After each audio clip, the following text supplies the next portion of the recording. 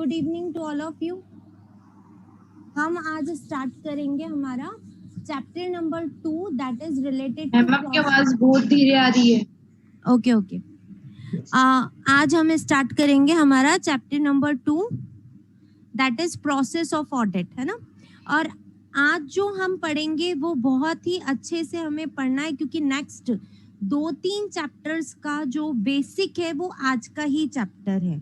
ठीक है, आज का जो बेसिक अगर हमको समझ में आ गया तो मीन्स नेक्स्ट 2-3 चैप्टर्स हमें बहुत अच्छे से समझ में आ जाएंगे, जो कि हमारा कवर करते हैं एटलीस्ट 10 to 12 मार्क्स हमारे एग्जाम के अंदर। 50 मार्क्स का हमारा ऑडिट होगा, 10 to 12 मार्क्स इन्हीं नेक्स्ट 4 to 5 चैप्टर्स में से कवर होंगे ही होंगे, मिनिमम है ये तो, है ना।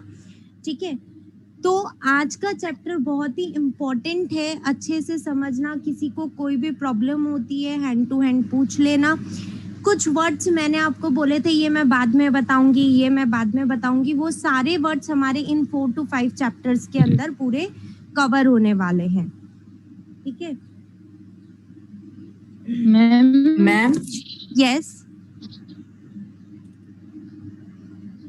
मैम, जो आपने मतलब चैप्टर 2 के नाम से जो डाल रखा है ग्रुप पर, उसमें तो ओनली 2 ही पेज हैं।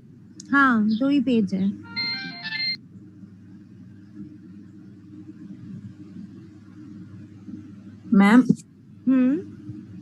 मैम आपने कल मतलब नोटबुक में कितना लिखवाया था, मतलब कितने पेजेस करवाए थे? मैम हम कल क्लास नहीं ले पाए थे। कल नोटबुक में शायद कुछ भी नहीं लिखवाया था, कुछ भी नहीं लिखवाया। नहीं। Okay ma'am. ठीक है, चलो चलिए, ये हमारा chapter 2 that is audit process, है ना। आप लोगों को यहाँ पे एक ओनली 2 पेजेस नजर आ रहे हैं। ठीक है, ये जो हमारा फर्स्ट पेज है इसमें पूरा ऑडिट स्टार्ट कैसे होता है, स्टार्ट से लेकर के हमारा फाइनल जो हम ऑडिट रिपोर्ट कैसे इशू करते हैं उसके स्टेप्स गिवन है। ठीक है ना, ये ऑडिट प्रोसेस मैं आपको नोटबुक में भी लिखवाऊंगी। पहले हम इसको बहुत अच्छे से समझ लेते हैं, फिर उसके बाद में मैं आप लोगों को इसे नोटबुक में लिखवाऊंगी।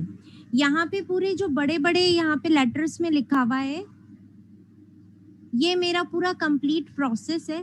और नाउ इस पर्टिकुलर स्टेप पे मुझे करना क्या होता है, ये यहाँ पे छोटे फॉन्ट साइज के अंदर आपको गिवन है। ठीक है, ये जो छोटे फॉन्ट साइज के अंदर गिवन है, ये आपको जब मैं पूरे 4-5 चैप्टर जो मैं आपको बोल रही हूँ कि 4-5 चैप्टर हमारे इस पर्टिकुलर बेसिक है ये हमारा आज का, उन नेक्स्ट 4 to 5 चैप्टर्स के लिए। तो जब हम वो 4 to 5 चैप्टर्स पढ़ लेंगे उसके बाद में हमें ये सारे छोटे लेटर्स में लिखे हुए वर्ड्स समझ में आएंगे कि क्या होता है। ये मैंने आपको इसलिए यहाँ पे लिख करके दिया है कि एग्जाम डे पे हम केवल इन छोटे छोटे वर्ड्स को भी पढ़ के चले जाएंगे ना, तो हमें पूरे नेक्स्ट 4 to 5 चैप्टर का एक मिनट के अंदर रिव्यू हो जाएगा कि हमने वहां पे पढ़ा क्या था। ठीक है, तो इसलिए यहाँ पे अभी जो वर्ड्स लिखे हुए हैं वो कुछ तो आपको समझ में आ जाएंगे और कुछ अभी हम लोगों को समझ में नहीं आएंगे। ठीक है, कुछ नहीं समझ में आए तो टेंशन नहीं लेना है, क्योंकि इन सब का डिटेल्ड स्टडी हम बाद में करने वाले हैं। क्लियर सबको यहाँ तक? तो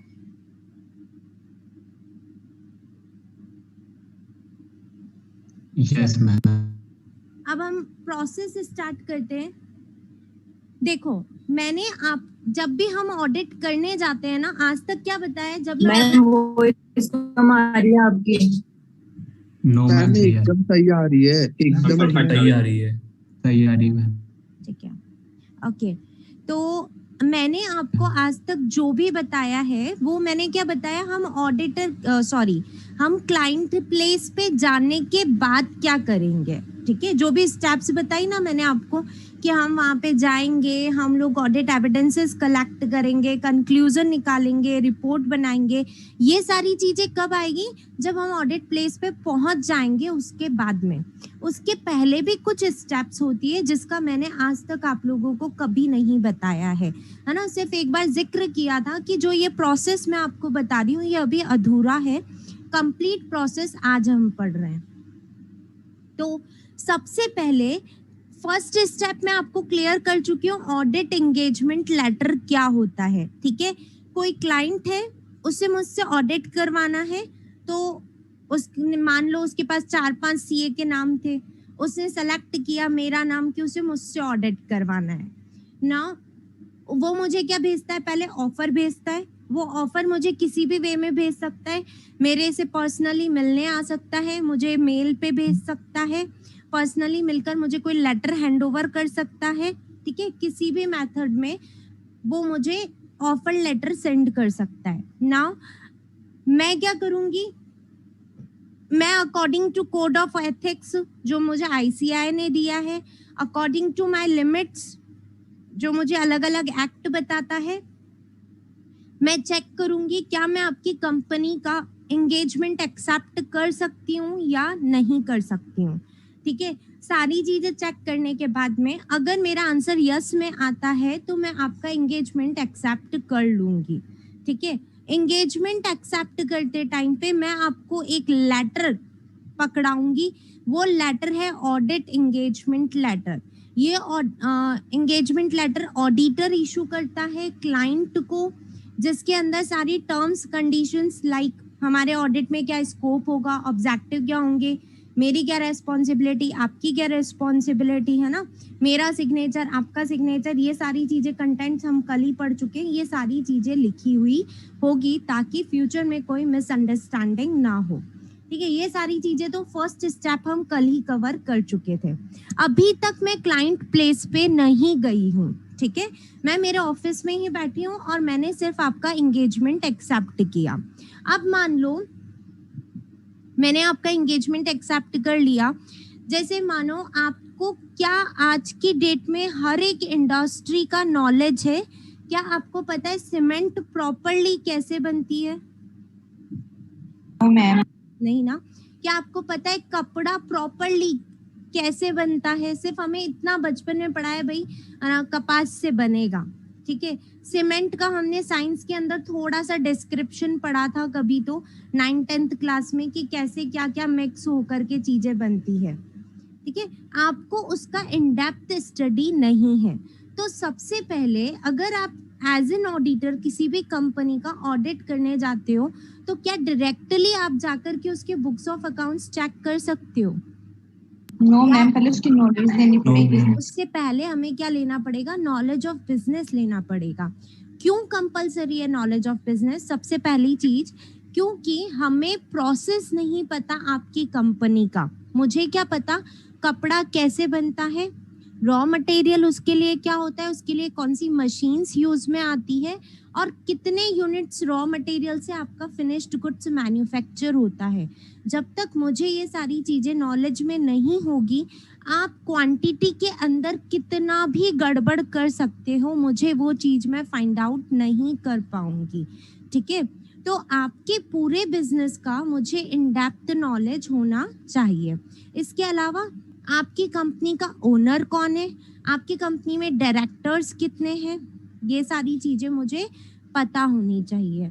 ठीक है, आपकी कंपनी के ऊपर या आपकी एंटिटी के ऊपर कौन कौन से लॉज और रेगुलेशंस एप्लीकेबल होते हैं, ये सारी चीजें मैं पहले ही होमवर्क करके जाऊंगी या फिर क्लाइंट मुझे बताएगा कि ये लॉ एप्लीकेबल होते हैं?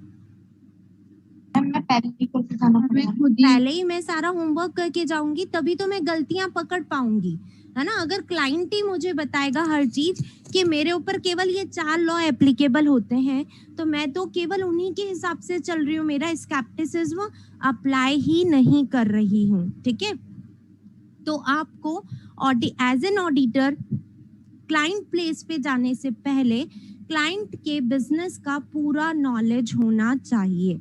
यहाँ पे नॉलेज का मतलब हर एक सेक्टर से है, लाइक आपको उसका मैन्युफैक्चरिंग प्रोसेस पूरा पता होना चाहिए, आपको उसके की मैनेजरियल पर्सनल्स पता होने चाहिए, आपको ये पता होना चाहिए कि उस पर्टिकुलर प्रोडक्शन प्रोसेस के अंदर कितना वेस्टेज होता है, कौन कौन से लॉज एप्लीकेबल होते हैं। ठीक है, ये सारी चीजें आपको नॉलेज गेन करना है। क्लियर सबको यहाँ तक? Yes ma'am. Knowledge of business, है ना। नाउ सेकंड थर्ड स्टेप है ना, next step is understanding of internal controls. अब मैं थोड़ा अच्छे से आपको इंटरनल कंट्रोल्स समझा रही हूँ, ठीक है। आज सिर्फ समझना है हमको अच्छे से। इंटरनल कंट्रोल्स आज भी इन डेप्थ स्टडी नहीं करवा रही, इन डेप्थ स्टडी हमारा चैप्टर आएगा तब करेंगे। आज सिर्फ थोड़ा सा अपना लेवल इंक्रीज कर रहे हैं अपन, है ना। इंटरनल कंट्रोल्स होते क्या हैं? मैनेजमेंट जो होता है बिजनेस के अंदर, मैनेजमेंट हमेशा चाहेगा कि मेरे बिजनेस में जो भी रिसोर्सेज है ना, या मेरे बिजनेस में जो भी काम हो रहा है वो एकदम परफेक्टली हो, वो विदाउट एरर्स विदाउट फ्रॉड्स हो। उसको विदाउट एरर्स और विदाउट फ्रॉड्स कंडक्ट करने के लिए मैनेजमेंट कुछ सेफ्टी फीचर्स लगाता है, कुछ पॉलिसीज बनाता है, ठीक है। उन्हीं पॉलिसीज को, उन्हीं सेफ्टी फीचर्स को हम क्या कहते हैं? इंटरनल कंट्रोल्स कहते हैं। जैसे मेरे सारे रिसोर्सेज अच्छे से यूज में आए, इसके लिए जैसे मान लो मेरे रिसोर्सेज क्या होंगे? मेरी असेट्स, है ना, सारी असेट्स लाइक इन्वेंट्री हो गई, मेरी फिक्स्ड असेट्स हो गई, वो अच्छे से यूज में आए। इसके लिए मैं कुछ कंट्रोल्स लगाऊंगी। जैसे आपको समझाती हूँ, आपने सबने कॉस्टिंग के काफी सारे चैप्टर्स पढ़े होंगे। कॉस्टिंग के अंदर इन्वेंट्री चैप्टर पढ़ा है? No ma'am. Inventory No, ma'am. पढ़ा? भी नहीं पढ़ा। Material, yes ma'am. इसमें मटेरियल है। मटेरियल पढ़ा है ना, ठीक है। Yes ma'am. तो कॉस्टिंग के अंदर वर्डिंग थोड़ा इन्वेंट्री को मटेरियल बोलते हैं ना। तो मटेरियल के अंदर आपने वो सारी चीजें पढ़ी होगी, ROLEOQ, Yes, पढ़ा ma'am. Yes ma'am. Yes Yes, ma'am. ma'am. ये सब क्या है? ये सब इंटरनल कंट्रोल की टेक्निक्स है ना। इससे कैसे इंटरनल कंट्रोल हो रहा है वो समझो। मेरे पास में उतना ही गुड्स स्टॉक में रहे, ठीक है, ताकि वो खराब ना हो, ठीक है। मेरे रिसोर्सेज का ये बेटर यूटिलाइजेशन हो रहा है या नहीं हो रहा है? हो रहा है मैम। हो रहा है ना, ताकि कैश भी ज्यादा ब्लॉक ना हो, स्टॉक के अंदर ज्यादा मेरा मनी ब्लॉक ना हो, स्टॉक पड़े पड़े खराब ना हो। तो हम क्या करते हैं? रीऑर्डर लेवल डिसाइड करते हैं। इसके साथ में हम एक EOQ लेवल डिसाइड करते हैं। क्या पढ़ा है EOQ के बारे में? Economic order quantity, economic order कि हम उतना क्वांटिटी ऑर्डर करें ताकि हमारी कॉस्ट सबसे मिनिमम रहे, ठीक है। तो हम ये कैश का, हमारी असेट का क्या कर रहे हैं? बेटर यूटिलाइजेशन कर रहे हैं। तो ये भी एक क्या है? इंटरनल कंट्रोल की टेक्निक है। समझ में आया? ठीक है। इसके अलावा ma'am.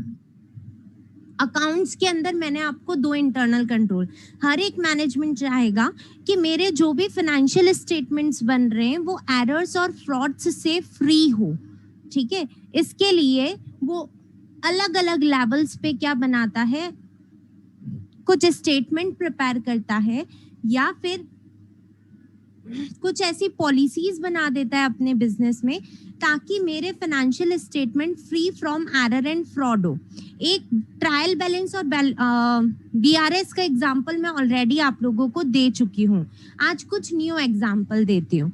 जैसे मान लो, आपको क्या लगता है रिलायंस के अंदर या फिर टाटा के अंदर केवल एक ही बंदा अकाउंटिंग करता होगा, या फिर अकाउंटिंग डिपार्टमेंट के कुछ अलग अलग लेवल्स होंगे?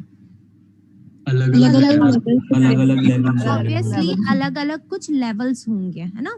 क्योंकि अगर हमने एक ही बंदे को पूरी ब्रांच का काम दे दिया तो वो इजीली फ्रॉड्स कर सकता है। तो वो क्या करते हैं? अलग अलग लेवल्स बना देते हैं। लाइक ये परचेज डिपार्टमेंट है, परचेजेस के जितने भी बिल्स आएंगे अकाउंटिंग डिपार्टमेंट के अंदर केवल ये बंदा करेगा, और इस बंदे को किसी और बंदे से ऑफिस टाइमिंग में बात करने का अलाउड नहीं है, ठीक है। मतलब इसको सिर्फ अपने परचेज एंट्रीज करने वाले जो 4-5 जने आप लोग डिस्कशन करो, आपको सेल्स वाले से कोई लेना देना नहीं है। इसलिए आप सेल्स वाले जो एंट्री करते हैं वहां पे आप नहीं जाएंगे, या फिर जो जनरल एक्सपेंसेस की एंट्रीज करते हैं आपको वहां जाने की कोई नीड नहीं है, ठीक है। नाउ मान लो जो टाटा कंपनी वाले होते हैं वो भी कुछ है ना, मान लो बीकॉम वाले बंदों को रखेंगे, है ना, क्योंकि उन्हें क्या करना है, उन्हें भी थोड़ी कॉस्ट कटिंग करनी है। तो जो जर्नल एंट्री का काम है, जरूरी है क्या एक सीए ही करे जर्नल एंट्री का, या एक सीएमए ही करे?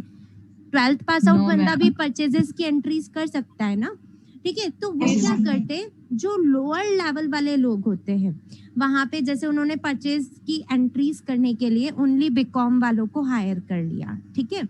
अब हमने क्या किया, उसके ऊपर, मैं ये नहीं कह रही रियल में ऐसा होता है, हाँ मैं आपको एग्जांपल समझा रही हूँ एक। मैंने क्या किया, उनके ऊपर कुछ प्रोफेशनल्स हायर कर दिए, ठीक है। जो काम डेली बीकॉम बंदा करके जा रहा है, मान लो 50 परचेजेस हुई है ड्यूरिंग द डे, उसने एंट्रीज करी, ठीक है। वो लोग ये नहीं कहते तुम्हारी एंट्री होते ही अब ऑडिटर आएगा सीधा चेक करने, क्योंकि ऑडिटर तो केवल सिर्फ टेस्ट चेकिंग करता है। अगर हम ऑडिटर के भरोसे बैठ जाएंगे तो साल भर में हमारी करेक्ट फाइनेंशियल पोजीशन हमें ही पता नहीं चल पाएगी, ठीक है। तो इसके लिए वो लोग क्या करते हैं, अपने यहाँ पे इंटरनल कंट्रोल्स लगाते हैं, कुछ पॉलिसीज बनाते हैं, कुछ प्रोसीजर्स बनाते हैं, जिनसे मेरे फाइनेंशियल स्टेटमेंट्स में एरर्स और फ्रॉड्स कम हो पाए। तो उन लोगों ने एंट्रीज कर दी, नाउ कोई एरर नहीं रह पाए, इसलिए उनके अबव लेवल पे मैंने एक सीए बंदा अपॉइंट कर दिया, एक प्रोफेशनल बंदा अपॉइंट कर दिया। उस प्रोफेशनल बंदे को कहा कि आपको क्या काम करना है, डेली बेसिस पे ये जो एंट्रीज हुई है इनको क्रॉस वेरीफाई करना है, ठीक है।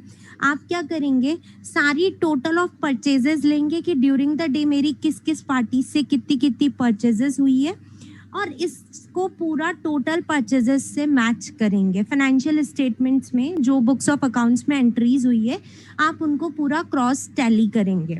आप उन्हें ट्रांसपोर्ट बिल से भी टैली करेंगे। आपको काम है कि आप उसका जीएसटी भी पूरा चेक करेंगे, और क्रेडिटर्स को कितना अब पेमेंट मेरा ड्यू रहने वाला है, मतलब आपके पास इस पर्टिकुलर क्रेडिटर से टोटल कितनी परचेजेस आ गई, इसका रिपोर्ट भी आप बना करके मुझे देंगे, ठीक है। तो हर एक चीज हमने एक प्रोफेशनल बंदे को क्या कर दी, दे दी, ड्यूटी दे दी कि आपको क्या करना है, इस बंदे का काम किया हुआ वापस से रीचेक करना है। ये एक मैंने पॉलिसी बना दी है। तो अब मेरी एरर्स रिड्यूस हो जाएगी या नहीं होगी? होगी मैम। हो जाएगी ना। तो इस तरीके से मैनेजमेंट क्या करता है, अलग अलग सेक्टर्स में अलग अलग पॉलिसीज और प्रोसीजर्स और सेफ्टी मेजर्स लगाता है, जिससे फ्रॉड्स और एरर्स क्या हो सके, रिड्यूस हो सके, ठीक है। इसी टाइप से मान लो मेरी कंपनी के अंदर लॉज की कंप्लाइंस हुई या नहीं हुई, इसके लिए भी मैं पूरा एक डिपार्टमेंट अलग सेट कर देती हूँ, एक चेकलिस्ट बना देती हूँ कि आपको इस महीने में कौन कौन सी लॉज को कंप्लाई करना है, कौन कौन सी डेट तक करना है। तो इस टाइप से मैंने मेरा प्रोसीजर रेडी कर रखा है, जिससे हम किसी भी, हमारे ऊपर कोई भी पेनल्टी नहीं लगे, ठीक है, और हम सारे लॉज की कंप्लाइंस भी कर पाए।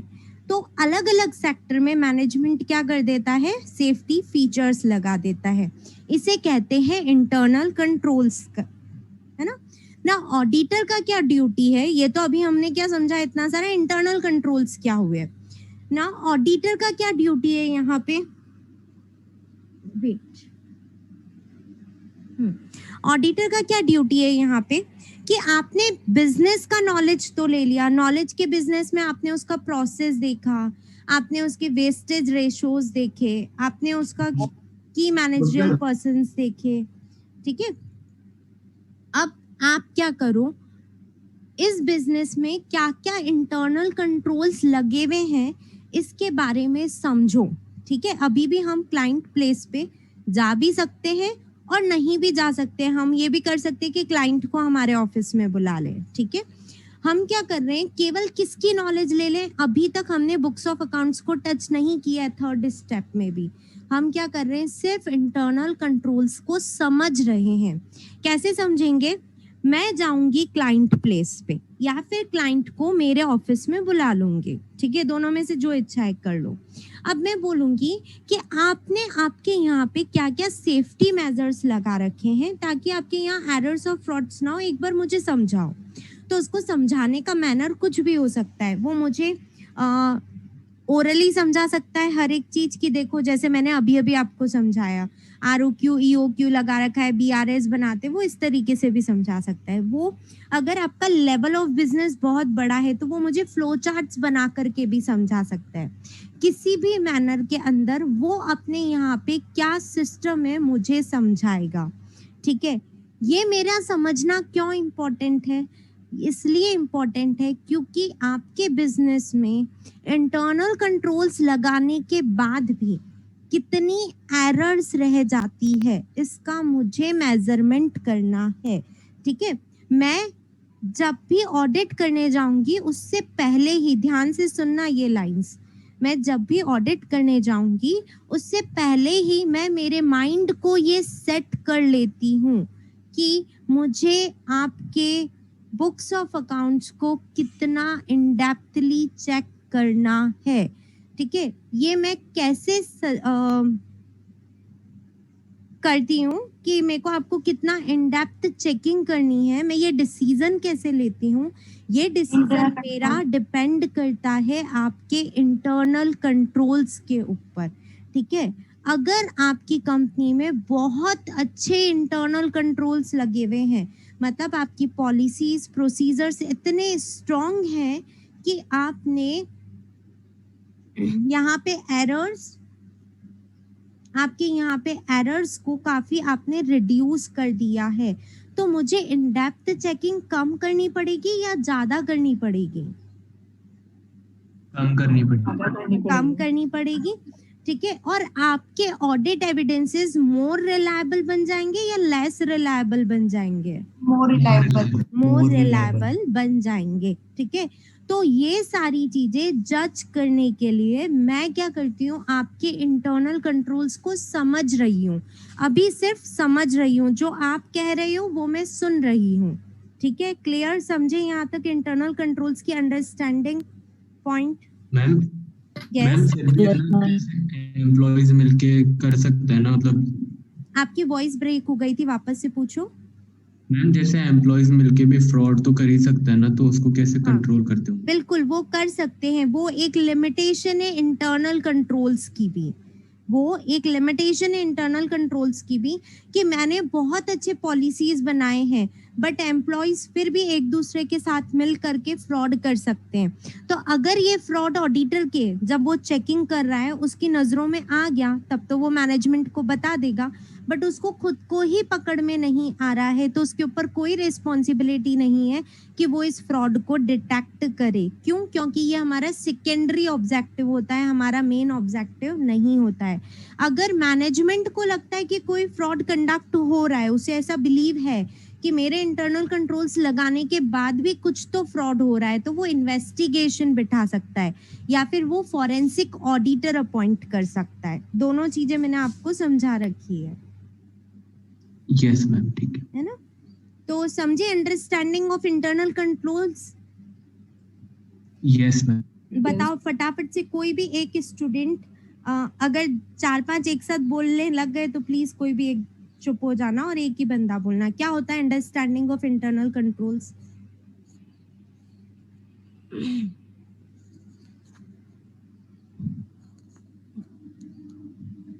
मैम ऑडिटर बैठ के है ना, वो समझता है कि मतलब कि आपने कौन कौन से इंटरनल कंट्रोल्स लगा रखे हैं जिससे कि फ्रॉड और ये सब मिनिमाइज हो सके, है ना? अलग अलग एरिया के अंदर सेफ्टी मेजर्स, पॉलिसीज और प्रोसीजर्स लगाते हैं। अच्छा, कौन लगाता है इंटरनल कंट्रोल्स? मैनेजमेंट लगाते हैं। अगर आपकी कंपनी का इंटरनल कंट्रोल बहुत अच्छा है तो आपकी कंपनी के ऑडिट एविडेंसेस मोर रिलायबल है या लेस रिलायबल है? मोर रिलायबल हो जाते हैं। मोर रिलायबल है। अगर आपके यहाँ इंटरनल कंट्रोल्स बहुत ज्यादा अच्छे हैं तो ऑडिटर का जो टेस्ट चेकिंग वाली चीज है ना, मतलब उसको इन डेप्थ स्टडी करना है आपके बुक्स ऑफ अकाउंट्स का, वो रिड्यूस कर देगा या इंक्रीज कर देगा? रिड्यूस कर देगा मैम, तो कम रिड्यूस कर देगा, है ना? अब जैसे मैं समझ रही हूँ कि मैंने अलग अलग सेक्टर्स के अंदर अलग अलग इंटरनल कंट्रोल्स लगाए, तो क्या ये कंपलसरी आपके हर एक सेक्टर में ही बहुत अच्छे इंटरनल कंट्रोल हो या फिर ये डिपेंड करेगा अकॉर्डिंग टू सेक्टर? डिपेंड करेगा, है ना? अगर मान लो मेरे को लगता है कि आपके यहाँ पे इन्वेंट्री के ऊपर इंटरनल कंट्रोल अच्छा नहीं है, तो वहां पे मैं अपना टेस्ट चेक इंक्रीज कर दूंगी या फिर भी रिड्यूस ही रखूंगी? मैम चेकिंग इंक्रीज कर दो। इंक्रीज कर दूंगी, है ना? मींस अगर किसी पर्टिकुलर एरिया में मुझे डाउट होता है कि आपने इंटरनल कंट्रोल्स अच्छे नहीं लगाए हैं, तो मैं क्या करूंगी, मेरा चेकिंग इंक्रीज कर दूंगी। क्लियर सबको? ठीक है। अभी इस वाली स्टेज में मैंने क्या इंटरनल कंट्रोल्स चेक कर लिए या फिर सुना है सिर्फ आपको? सुना है सिर्फ मैम। अंडरस्टैंड किया।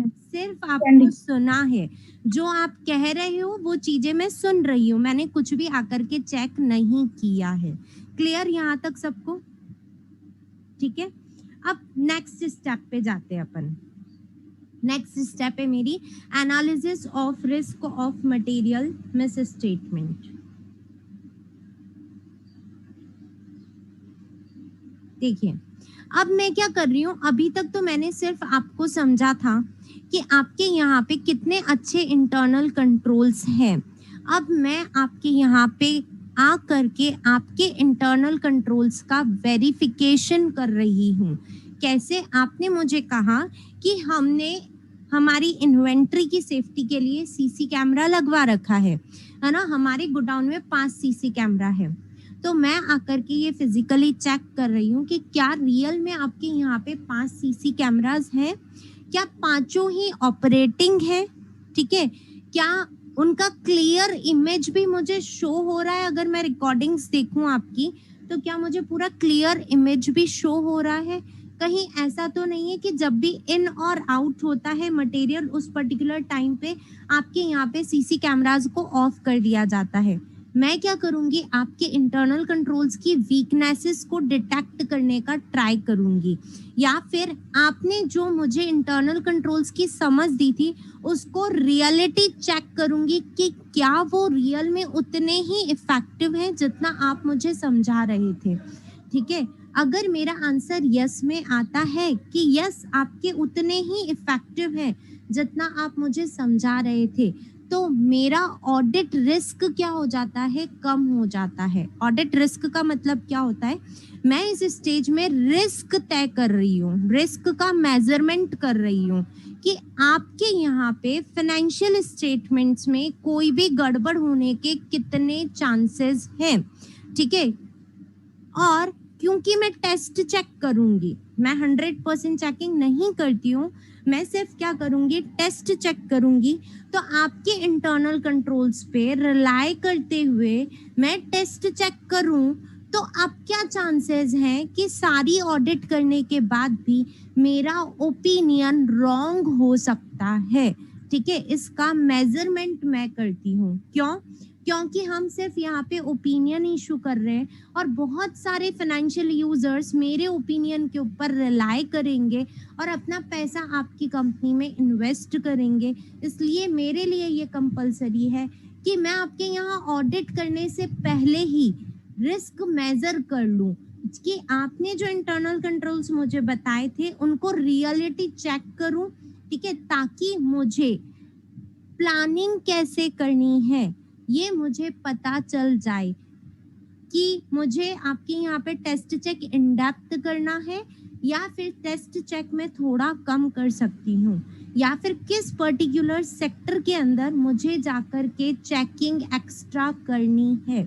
ये सारी चीजें मुझे ऑडिट प्लेस पे जाने के बाद में तय करनी चाहिए, मतलब बुक्स ऑफ अकाउंट्स चेक करने के बाद में तय करनी चाहिए या पहले ही तय कर लेनी चाहिए? पहले ही कर लेनी चाहिए ना। और क्या सिर्फ अंडरस्टैंडिंग लेकर के ही आप रिस्क मेजर कर सकते हो क्या? केवल जो सामने वाले ने कहा उसको सुनकर के ही आप रिस्क मेजर कर सकते हो क्या? नहीं करना ना। पड़ेगा, एनालिसिस हमको भी करना पड़ेगा। उसका रियल में जाकर के रियलिटी चेक करना पड़ेगा और रियलिटी चेक करने के बाद ही मैं रिस्क रियल में मेजर कर पाऊंगी कि क्या रिस्क है कि सब कुछ करने के बाद भी मेरा ऑडिट ओपिनियन रॉन्ग हो सकता है। यहाँ पे ये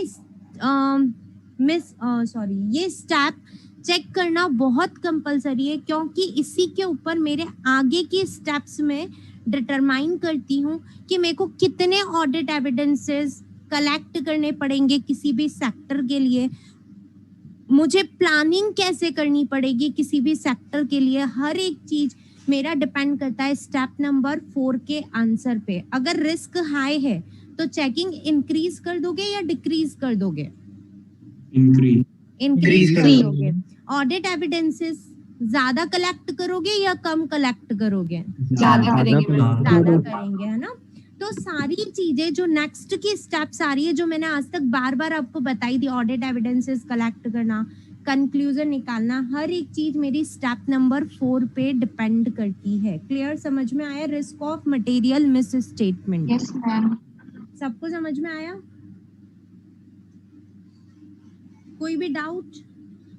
नो मैम।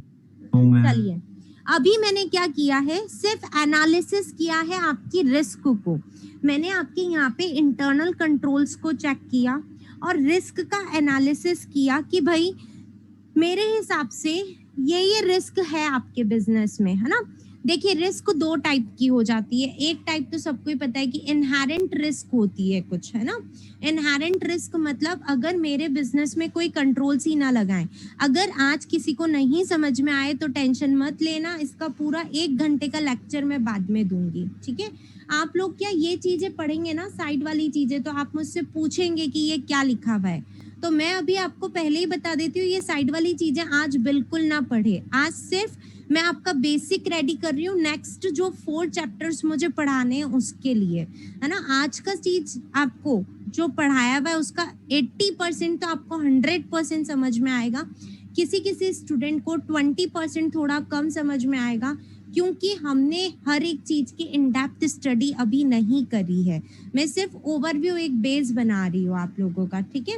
तो यहाँ पे risk of material miss statement में 2 वर्ड्स लिखे हैं, IR और CR, है ना। IR होता है इनहेरेंट रिस्क और CR होता है कंट्रोल रिस्क। इन सब का इन डेप्थ स्टडी हम बाद में करेंगे पर्टिकुलर चैप्टर में जाकर के। इन दोनों का एनालिसिस, 2 रिस्क का एनालिसिस इस स्टेप में किया जाता है और risk of material miss statement auditor analysis करता है, ठीक है। इनहेरेंट रिस्क क्या होती है कि हमारे बिजनेस में खुद में कितनी रिस्क इन्वॉल्व है, अगर हम कोई कंट्रोल्स लगाए ही नहीं तो हमारा लेवल कितना है, और कंट्रोल्स लगाने के बाद में हमारे यहाँ पे रिस्क का लेवल कितना आ गया है, ठीक है। इस दोनों का जजमेंट करके ऑडिटर टोटल रिस्क का क्या करता है, एनालिसिस करता है। क्लियर, समझ में आया थोड़ा थोड़ा? मैम एक बार दोबारा से रिपीट। एक बार रिपीट कर दो। Okay, just wait. हमारे यहाँ पे 2 टाइप की रिस्क होती है ना। एक होती है इनहेरेंट रिस्क और एक होती है कंट्रोल रिस्क। आज अपने को इन पे ज्यादा फोकस नहीं करना है, सिर्फ वर्ड्स आपको थोड़े से समझ में आ जाए इसलिए मैं आपको बता रही हूँ। इनहेरेंट रिस्क मतलब आप कोई भी बिजनेस स्टार्ट करते हैं तो कुछ रिस्क इसमें ऑटोमेटिकली इन्वॉल्व रहती है ना, इन्वॉल्व। Yes ma'am. जैसे हमारा स्टॉक आउट हो सकता है, टेक्नोलॉजी चेंज हो सकती है, ठीक है। Yes, तो ma'am. जो भी स्टॉक पड़ा है वो खराब हो सकता है, मशीनरीज खराब हो सकती है, हमारे यहाँ पे फायर लग सकती है, ये कुछ इनहेरेंट रिस्क होती है ना। नाउ इन रिस्क को हम रिड्यूस कर सकते हैं ना। जैसे आप लोग क्या करते हैं, EOQ ROL डिसाइड करते हो कॉस्टिंग में, इनसे इन्वेंट्री का रिस्क क्या करते हो आप, रिड्यूस करते हो, रिड्यूस करते हो ना, ताकि हमारा स्टॉक आउट ज्यादा ना हो। आप क्या करते हो, ROL मतलब किसके ऊपर बेस्ड रहता है आपका, कि आपका प्रोडक्शन में कितना इन्वेंट्री यूज में आ रहा है ना, उसके हिसाब से एक लेवल डिसाइड करते हो कि मुझे कितना ऑर्डर देना है, यही करते हो आप लोग, ठीक है। तो अब वो क्या एक कंट्रोल टेक्निक है। ये ROL अप्लाई करने के बाद क्या आप 100% श्योरिटी के साथ में मुझे कह सकते हो आपका